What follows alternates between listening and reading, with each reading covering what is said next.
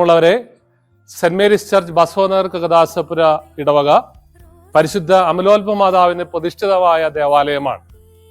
10 വർഷങ്ങൾ പിന്നിടുമ്പോൾ ഈ വരുന്ന സെപ്റ്റംബർ 6-ാം തീയതി ശനിയാഴ്ച വൈകുന്നേരം 7:30 മണിക്ക് മണ്ഡ്യ രൂപത അധ്യക്ഷൻ അഭിവന്യ സെബാസ്റ്റ്യൻ എടയന്ത്രത്ത് പിതാവിന്റെ കാർമ്മികത്വത്തിൽ നടക്കുന്ന ബലിയുടെ മധ്യേ ഈശോയുടെ കുരിശിന്റെ തിരുശേഷിപ്പ് അത് റോമിൽ നിന്നും ഫ്രാൻസിലോട്ട് കൈമാറി, ഫ്രാൻസിലെ ഒരു വൈദികരിൽ നിന്നും നമുക്ക് കൈമാറി കിട്ടിയ authentic relics of the cross of the Lord Jesus Christ, അത് ഈ ഇടവകയ്ക്ക് കിട്ടിയത് ബാഹ്യമാണ്.